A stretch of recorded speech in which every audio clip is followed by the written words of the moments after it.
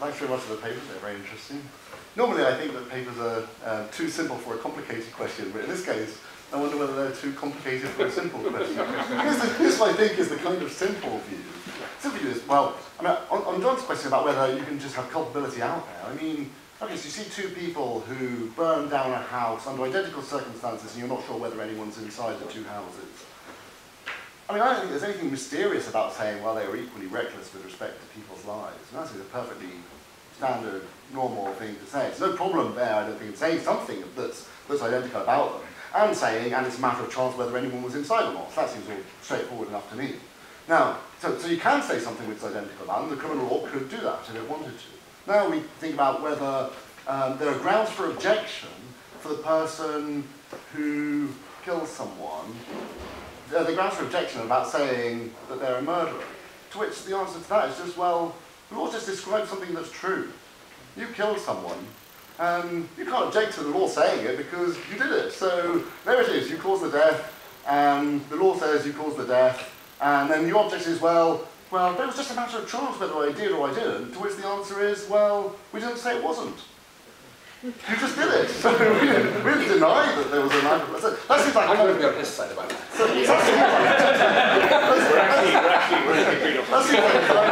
That seems like a kind of... You're way out there. That seems like a simple view to me, that the law describes what you did when it says that you murdered someone or that you attempted to murder someone, and you have no grounds for objection to it saying what you did. And in terms of culpability, there's something sensible about saying that they were identically culpable. Now we want to know whether that is necessarily what the law must describe when it convicts someone, to which I think the answer is no. It can describe other things if it wants to, and there are victims out there who have actually suffered, and it's entitled to describe what's happened to them. And this is perfectly accurate. Now the further question, which I thought was the point of the discussion, was the one about punishment, which seems to be a much harder question. Should you punish these characters differently? And there you need a theory of punishment, and that seems like a real challenge to me.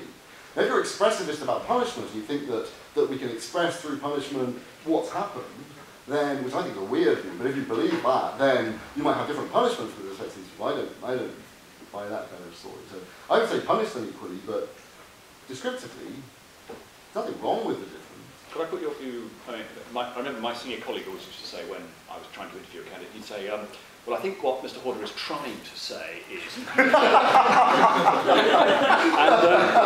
going to do that to him, that's all. Could I just... you'll remember... I thought it was all too well. He's not here, is he? No, well, there is a point that crops up, isn't there, about Andrew's view, is that he would like to confine liability to, for example, attempted murder. In the case we've got A, who kills, attempting, and B, who attempts but doesn't kill. But my problem about that is that how can you have in order to have the concept of attempted murder, you have to have murder.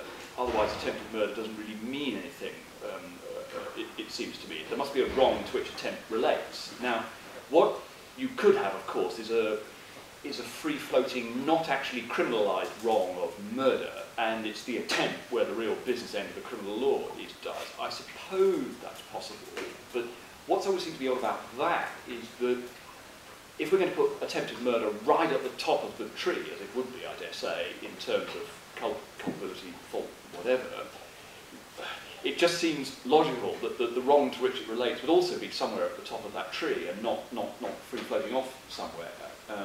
So I mean, it may be that that's not the point which you're making, but it's always seemed to be a worry about defining everything in terms of inchoate, but still referring to the wrong. When Victor was talking, I was reminded of a sketch show that I grew up with called Not the 9 O'Clock News. And there was an excellent character, PC Stubbs, I think he was called. And his superiors often disciplined him for arresting people on trumped up charges. And one of them was urinating in a public convenience. A second was walking around in a loud shirt after the hours of darkness. And you might ask what was funny about this, because after all, the descriptions were true. And of course, one objection is simply that there were no such offences on the books. All right? That didn't exhaust the humour, because there were lots of other things that were not offences on the books that they could have mentioned, which just wouldn't have been funny, right? So, for example, inciting a terrorist atrocity, which was not on the books as an offence, but it wouldn't have been funny. Not because terrorist atrocity is not funny, but because that wasn't a funny example.